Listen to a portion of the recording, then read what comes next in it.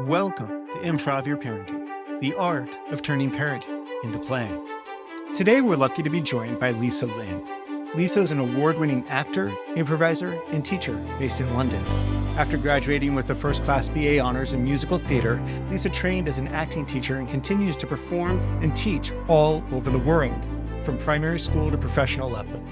Lisa has also worked as a nanny, director, singer, and coach. Hello, Lisa, and thank you for joining us to discuss how to improv, not your parenting in this case, but caregiving and training with kids. Yeah, absolutely.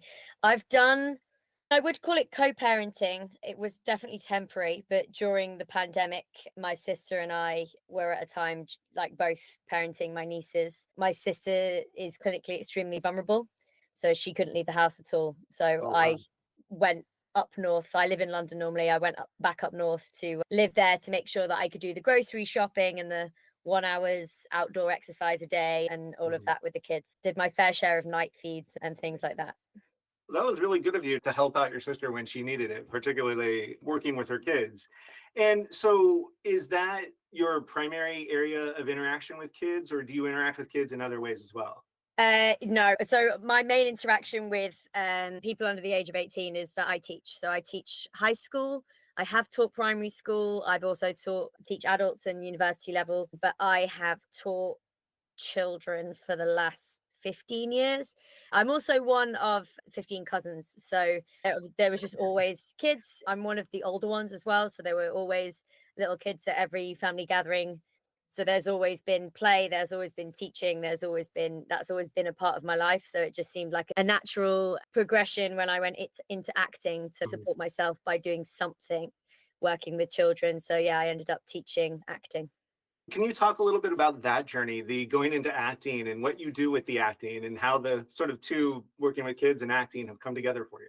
Absolutely. I was extremely lucky to have two very good, very enthusiastic parents. They got divorced when I was young, but they both loved play. They both would interact, storytelling, role play. So I grew up on play and interaction. Then obviously as an actor, being able to switch roles, accents, things like that is also very helpful. It was just wanting to do on stage what I was doing off stage with my family anyway. We would put on shows in the living room, that kind of a thing. It's always been a big part of my life, even before I had the sort of language of, oh, what we're doing is improv.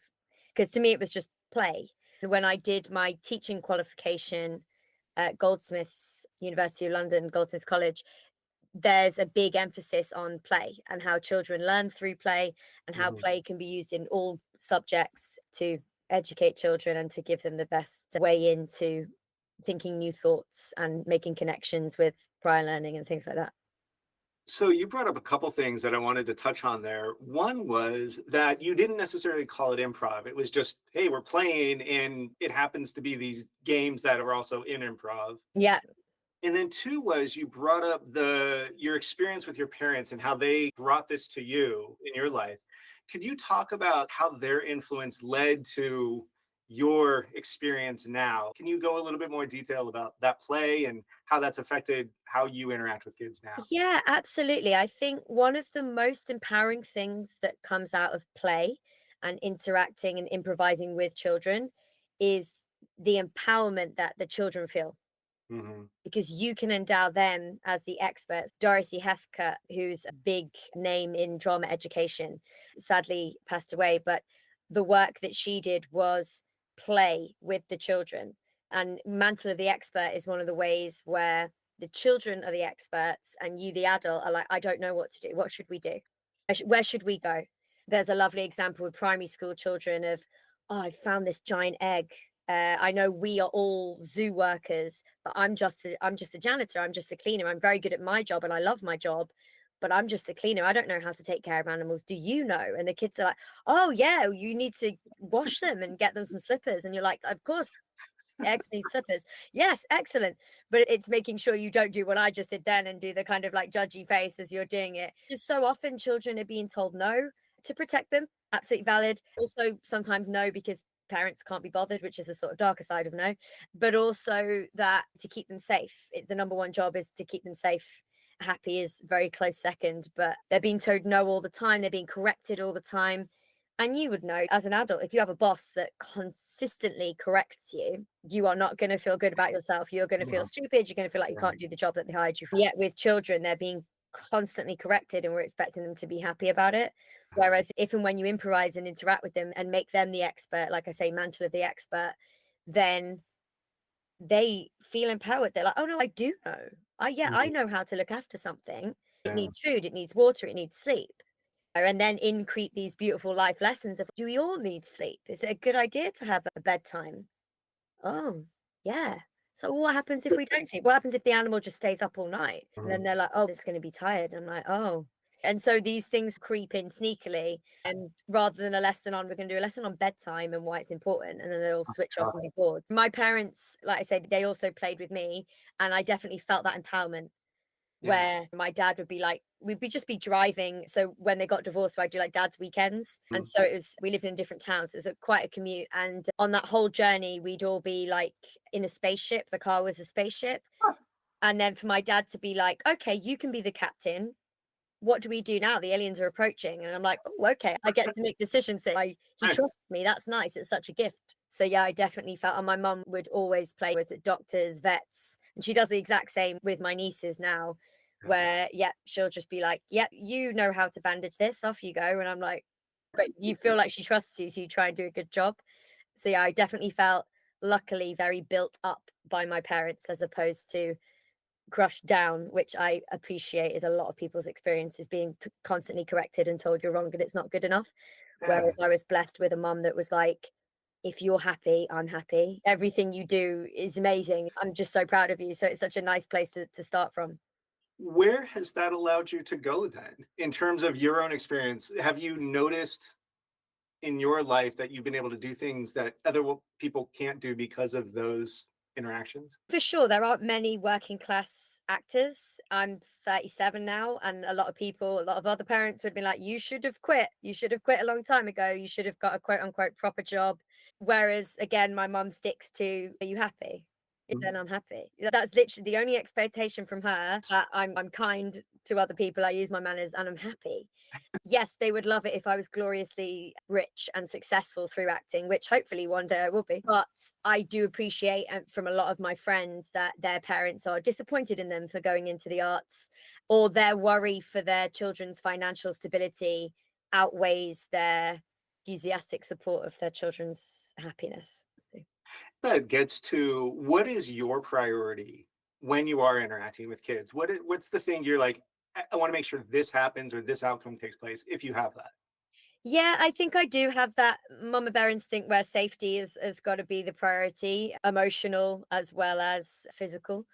But just joy. And I absolutely get that. But from both my mum and my dad, they're both very enthusiastic. They're the kind of people that hand make their fancy dress costumes. Do you know what I mean? They're both like that. Yeah, just joy. And then now, since studying improv myself, and studying teaching and drama education, I see now, like I say, the gift I'm giving is empowerment by not correcting, by yes-anding. I'm giving them a moment to have total control. I'm giving them a day where they feel like a genius. And it's such a gift to be able to give a young person. Yeah, I got a really sweet postcard on Monday off a student. I'm teaching at a hospital girls' school in London at the moment, temporary head of drama, maternity cover. And one of the students wrote me an email saying, you're the kind of teacher that in 50 years, I'll still remember the life lessons that you taught me. And I was like, oh my goodness. And this child is 12. And I was like, that is beautiful. Thank you so much. And that she has one drama lesson a week. It's less than an hour a week. And yet she still really takes something from it. And that is because I'm consistently drip feeding in you're geniuses, you know how to do this. And if you fail, it doesn't matter. We're here to fail. We're here to learn. Failure is part of learning. And they're like, oh yeah, okay. And I'm like, cool. What do you think? Who's got a game? Who wants to lead this? And they feel, and hopefully in other lessons too, but certainly in my lessons, that I'm giving them that empowerment, that opportunity. And obviously with drama, music, dance, all of the arts, it's self-expression as well. It's what do you think? What do you think we should do now? And kids really respond to that because it's not something they get asked a lot of the time.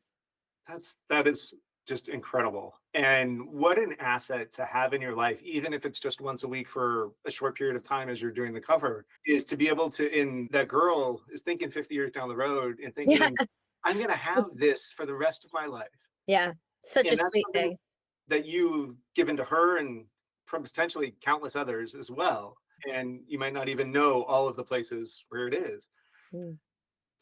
Your parents brought this to your experience. Do you Hmm. know where they got it? That one's a very tricky question, actually, because I loved all of my grandparents. Unfortunately, my dad's dad, Eddie Greenwood, is the only surviving grandparent I have now. But they had a war going on. There was all sorts. So I don't know that they had that much time to play. My grandma was very stereotypical 50s housewife, all the cooking, all the cleaning. My granddad did all the DIY, although they both worked as Mm, well.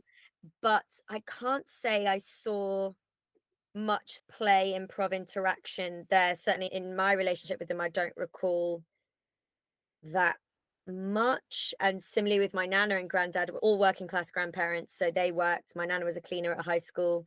And yeah, my I don't remember particularly doing any improv or role play type stuff with my nana and granddad either. I'm sure I did with all sets of grandparents under the age of 10. I'm sure when I had my like little nurse's outfit on, I was checking all of their pulses or whatever it was I was doing. And they're always very supportive in coming to shows and things when I was older. But actually, no, that would have to be a question I would ask them as to where they got that from. My mum does say she takes after her mum. So maybe that's how my nana was with her. But I don't particularly remember them doing that with me. It would be more sports, magic tricks, days out type of interaction as opposed to play. okay. Yeah. It's fascinating then that they came to it in a way that they were able to give it to you and your sister. Mm. And then you're passing that on to people outside of the family Many in men, yeah. many directions.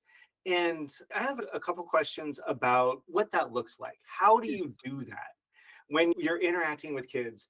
What drives that interaction? What do you, I've asked about your priorities, but I don't know, what's the logistics of doing it? How does that look? So for me, as someone who doesn't have her own children, my main interaction with children is in terms of play. Obviously, Mhm. I do it as part of my job, which is great. And then I do kids' parties sometimes as well, children's birthday parties, the glamorous life of an actor. And then I was Nice. nannying. So one of my best friends, Lily Joseph was her stage name, Elizabeth Pygeri was her full name. But yeah, I was nannying for her. Unfortunately, she passed from Oh, breast cancer. But I nanny and I still see her son, and he lives in London. I'll go and I'll interact with him. But mhm, almost, it's always less than an hour of catch up that we're then playing some kind of game. mhm. I have noticed just through my nieces and my friend's son that girls tend to role play slightly more than boys do. Often, obviously not always, but I think a lot of parents do approach parenting in a very sort of gendered way. So with a boy, they'll get a ball and they'll be like, let's go kick this about, let's throw it, let's roll it. With the train set, it can often be about the build of the train set as opposed to the people on the train, how the driver's feeling that day, that kind of a thing. Whereas with children, female children, people often are like, here's a doll, Mm, how does this doll feel? What does this doll need? Let's be a caregiver. Let's look after this baby. yeah. Or here's a cute animal. Let's, again, let's look after something. And does tend to be more indoors than outdoors. So it's just interesting. Lily and my sister, neither of them are like trying to raise their children in a gendered way. In fact, the opposite. They're very Mhm. much trying to say, what do you want to be? And I know one of my nieces went to her like World Book Day as Prince Charming. So Mm, all her cool. other friends were the Disney princesses, and she's like, "I think I want to be Prince Charming." We're like, "Great." But Awesome. we're trying not to either over celebrate it or do it down. It's just like, cool, because of course gender is fluid. Be whoever you want. And even Yeah. getting older, she went as Shrek, I think, last year. And then my other niece went as Fiona and absolutely nailed the accent, I must say. Yeah, shouting across to her was quite funny. But my interaction when I'm playing with kids, so yeah, friends, children, I will just start conversation. Oh, what are we doing? Or oh, this is good. Or oh, what's happening? And I'll try and push more the thoughts and feelings side. So I will say when playing with the train set, where's this train going? Who's driving it? Or like even personifying the train. Oh, this train's going very fast. Is it in a rush? Does it need to get somewhere? Or is it a new train? How old is this train? And just try and invite that sort of play into it. when teaching, unfortunately, there's not drama's sadly still not on the national curriculum, but there are exams that you're working towards, certain types of acting that you need to tick off in order for Mhm. them to pass. But in year 7 and year 8 particularly, so that's ages 11, 12, 13, and at primary school level, much more play is involved. So I purposefully each year put in at least 1 or 2 units out of 12 that we do. So two per no 2 4 6 6 units that we do per year, where one is to be more play based, more improvised, usually mantle of the expert. So Mm. I've done a scheme of work which was, I actually allowed the students to pick what they wanted their scheme of work to be on. So this is when I was a student teacher many years ago and I had more time, and I was like, what do you want to study? And it was great. So the school that I was at is Eastleigh School in Newhams near West Ham, and they were doing political art with 11-year-olds. Wow. Yeah. And I said, 11-year-olds, what makes you angry? What makes you sad? What do you love? I said, we don't want to work on something we're not passionate about. Let's not do something boring. Yeah. What do we want to learn more about, or what excites us? And completely surprisingly to me, the thing that got voted for was child soldiers. Huh. Okay. Fascinating. They were like, the fact that they exist, the fact that they're their age. Again, certain genders have a tendency to find guns more fascinating because of the way society pushes them into it. But this idea of someone their age being in something big and adult and traumatic, but also the amount of power that those children have. Yeah. They're not being belittled, they're not being talked down to, they're being given guns. So in Yeah. their mind, that's the most adult thing you could pass somebody. So Wow. they were Yeah. fascinated, and I was like, oh my goodness, this is going to be a little risque. I remember speaking to my course tutor, Amanda Kipling at Goldsmiths, being like, is this okay? Is this dangerous? What am I doing here? Did But she respond with absolutely. that? I would love to know sort of the oversight on doing something like Yeah, that. so it was obviously, again, number one priority's got to be safety. So it was Yeah. approaching something that they were interested in. And it's, look, they're 11, there's the internet. I Yeah. Good parenting involves a lot of internet control. It's so hard, and there will be plenty of children that will have just Googled it, and Lord knows what they will have seen and found. Yeah. So saying things like, I urge you not to Google this. I urge you not to look this up on the internet, because unfortunately the internet is not a very safe place. There's lots of great things to the internet, but there's also lots of really scary photographs that you can't unsee, and Yeah. images and fake news and things like that. So first of all, trying to like limit that danger. But the fact that they voted for it means that they're already potentially Googling it in the first place. And then when I was creating the lesson plans as to what to do, there's always drama skills that we can use as well, but making sure that things were controlled and safe. And so we built up to the improvised portion of the 6-week scheme. So the very first lesson was just information. It's, here's actually what's happening. Here are some safe images that I have found for us to look at. Here are some real stories. And then immediately focusing on empathy. So not glamorizing this horrendous situation that unfortunately still happens around the world, but being like, if that did happen to someone, what would they need? Or if that Yeah. did happen to you, what would they need?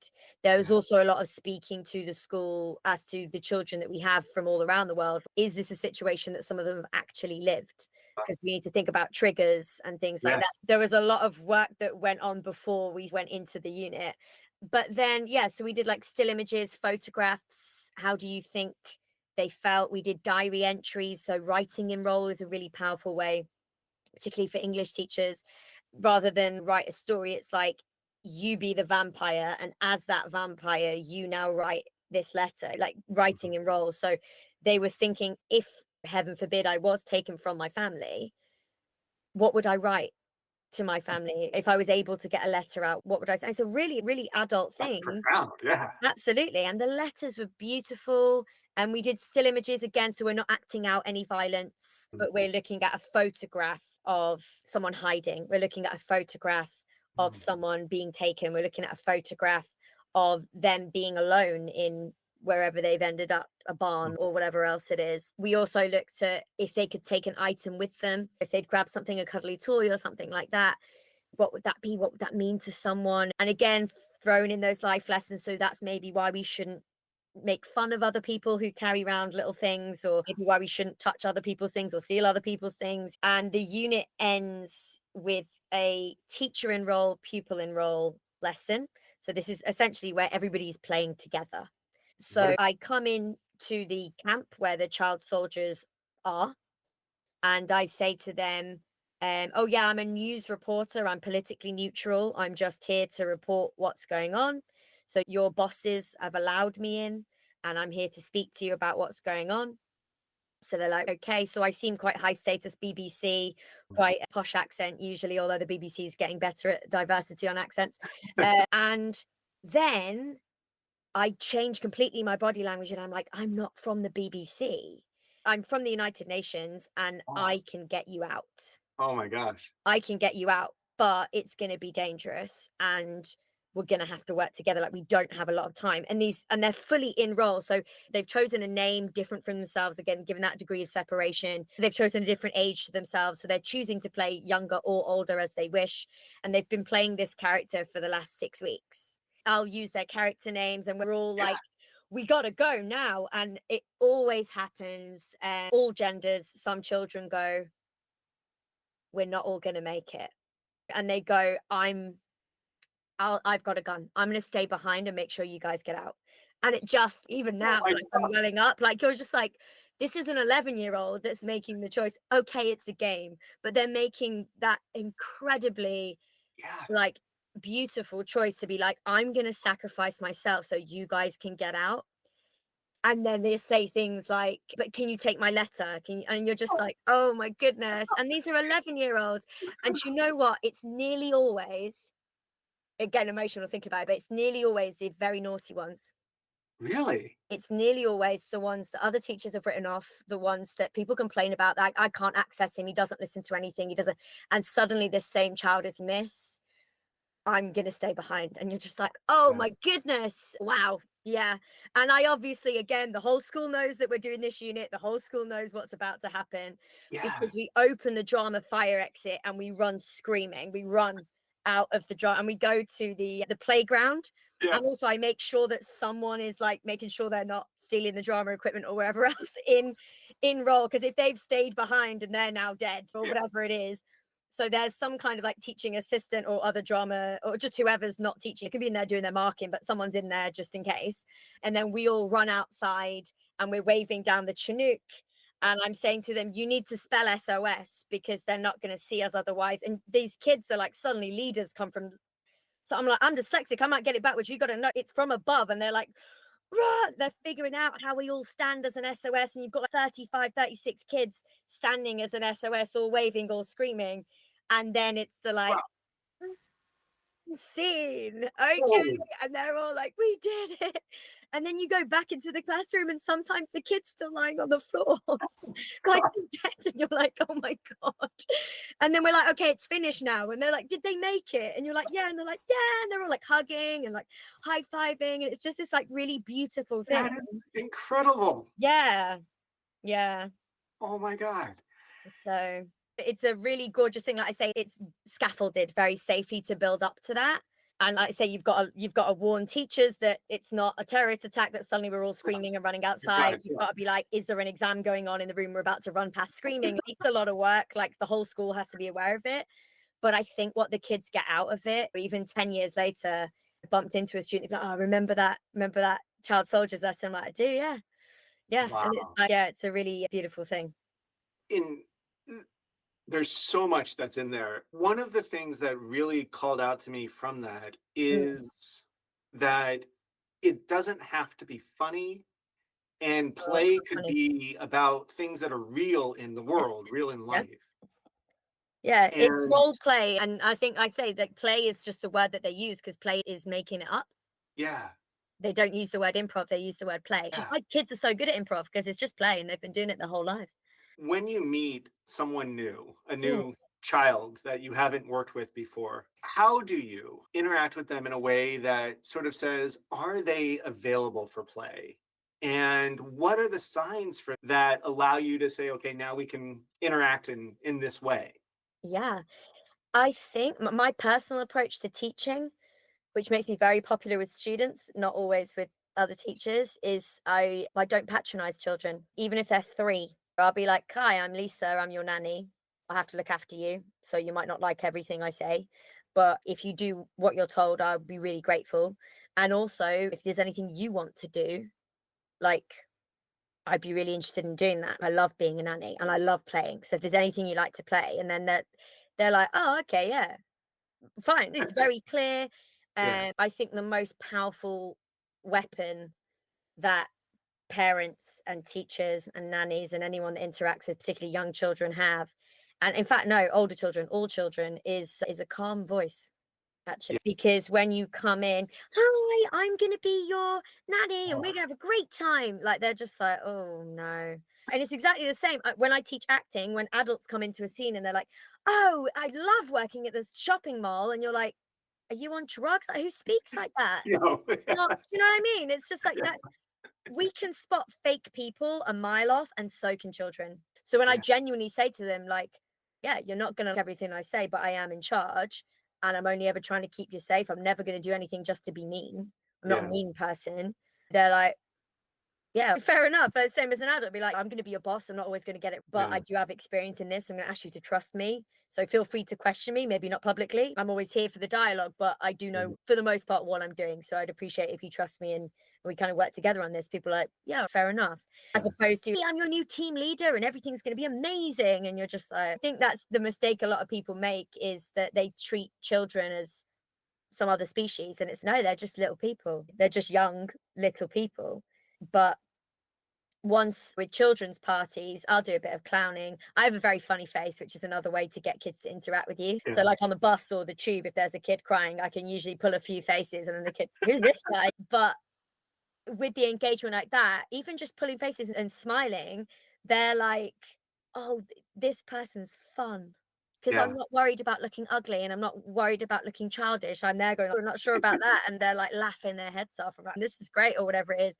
And they feel like probably like they're watching Mr. Bean, something they recognize, but they're like, "Yeah, this person's down for a laugh." Do you know what I mean? As opposed to this person takes himself very seriously and is a serious grown up, and therefore I have no business Yeah. talking or playing with this serious grown up. It's no, actually, this person is a giggle. Very often I don't start anything. They Yeah. come up to me straight away. They see that I'm open for it and they're like, "Do you want to try one of these cupcakes?" I'm like, "Oh my goodness, thank you. I've Oh, been yeah. eating them all day. They look amazing. What Yeah. color is this again?" And they're like, "It's rainbow color." I'm like, "That's my Yes. favorite color." They're like, "Oh my God, that's my favorite color too." What are the chances? Yeah. "Oh, is that lemon I'm tasting?" They're like, "Oh yeah." And it's just they've decided, and I'm just yes and yes. And that Nice. was way before I knew what yes and was. It's way before improv. It was just like, I'm down for a play. And often I think one of the things I struggle with the most, like one of my core values as a grown up, is honesty.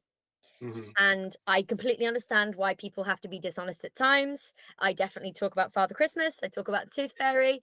And obviously, there are other reasons and times where you need to protect children. And I get it absolutely. But adult to adult, it's my least favorite thing, is a Yeah. fake person, a liar. I have people in my life, for reasons unknown, would lie about what they had for breakfast. And I'm like, "Okay, that's part of who you are. That's, you must have your reasons." I Yeah. personally hate it. I can't stand it. And so often growing up with 15 cousins, often at like big family parties and stuff, you will find me being a pirate in the garden with 11 kids, because I'm like, because I can't be here for the fake conversation of the adults. I Yeah. don't like passive aggression. I Yeah. don't like meanness. And so a lot of, especially British humor, is one-upping and moaning and complaining. And I'm like, give me the, like, I'm going to be with a 7-year-old. It's much more profound. Yeah, much more Yeah. fun. Yeah, I often do spend a lot of my time at family parties with the youngest people there. So in that, you brought up a couple things that I think are really important, Mhm. is status Mm, between you and the kids, yeah. as well as your own sense of the importance or lack of importance of status. Yeah. And another thing you brought up there that I thought was interesting, and I want to go into more, is diffusing conflict. Yeah. And so I'd love for you to speak a little bit about either how you've let go of the idea of status and Mm, authority, or how you use movable status to maintain some form of authority. yeah.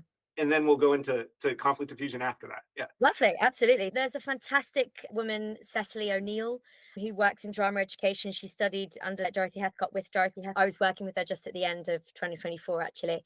And she talks about this agreement between two realities happening at once. The children are down to play with me. They love to see an adult not taking themselves seriously, rolling across the floor, being a chicken or whatever it is. But they are fully aware that I'm the teacher. And if something goes off, I'm going to switch straight back to adult and they're going to be in trouble.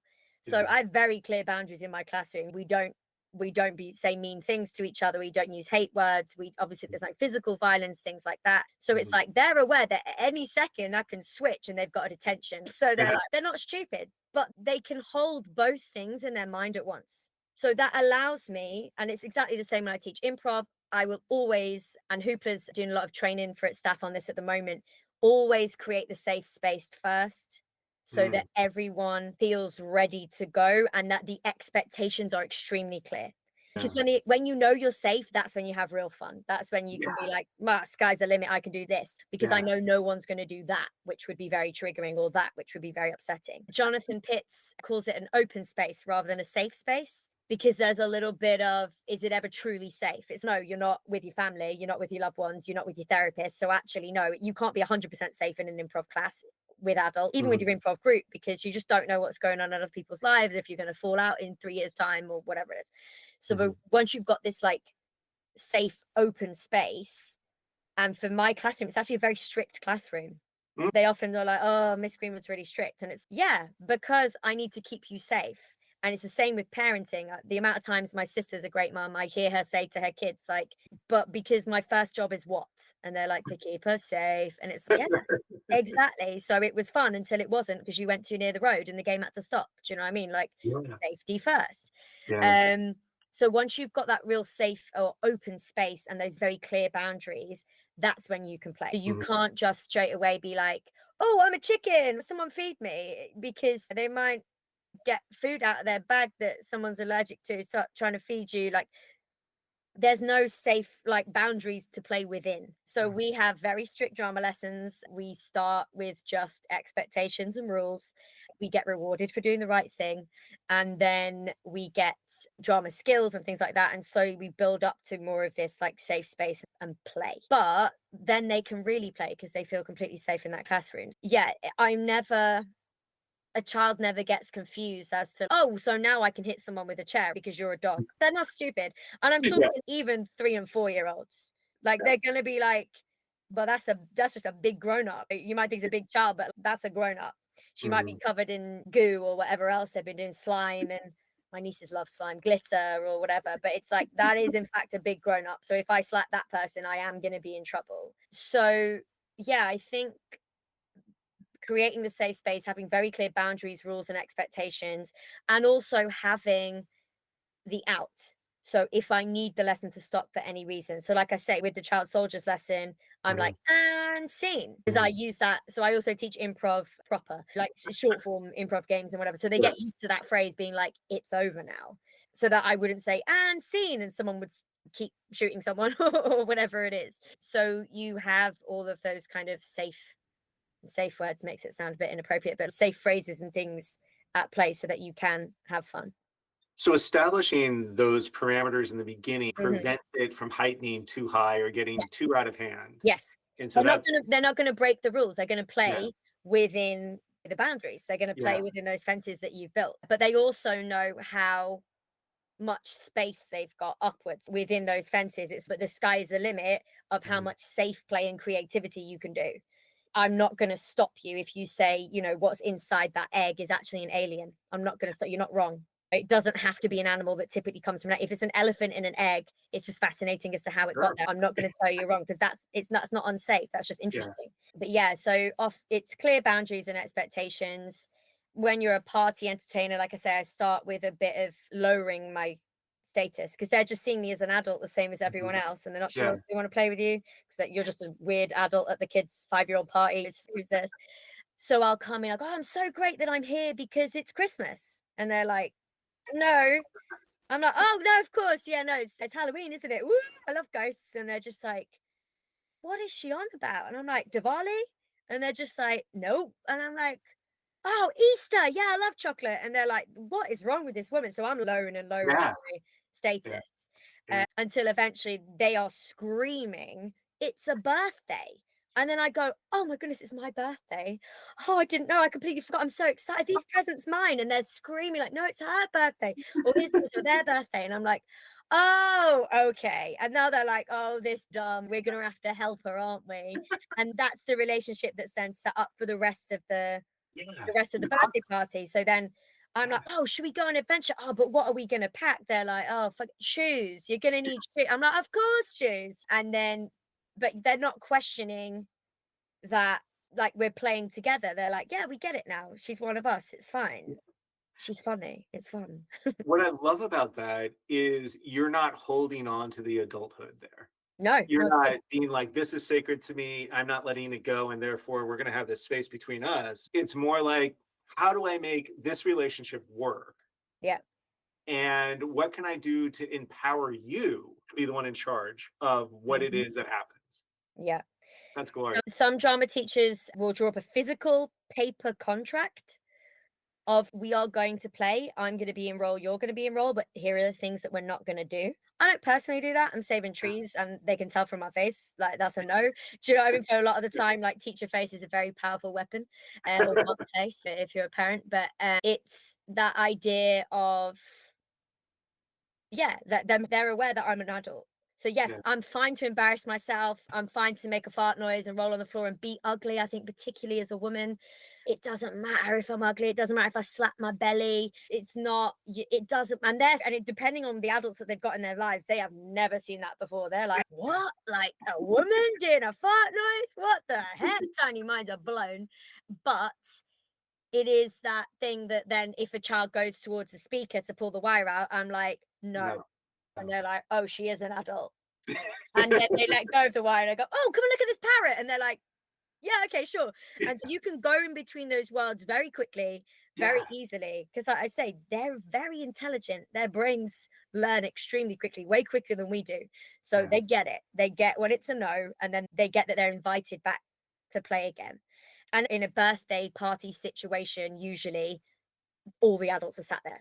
So I'll go, oh, yeah, we're going to go and swim in this lake. And that daddy's going to tell that little boy maybe to not climb on that coat stand. Okay, let's go. And then the dad's, oh, shoot. Okay, yeah. And Exactly. deal with it.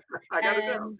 Yeah. So you're trying to, like, again, keep number one, keep them safe. But everything else you can squeeze in. And it doesn't completely, like, pop the game or ruin the game if you have to stop for 1 second and be like, don't climb on that.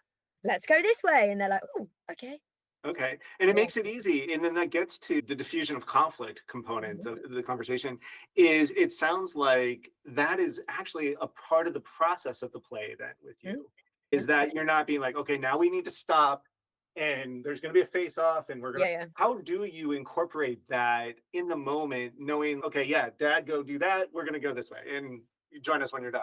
It's experiential. A lot of it is just like the all-seeing eye of, because I was co-parenting for a while, that you're like, okay, I've walked in the room, I know where all the wires are, I know where all the sharp edges of the tables are, I'm aware where the glasses are on the table. Like, you're just hyper aware of all the dangers. And parents of all genders, like, you just get good at that because you have to.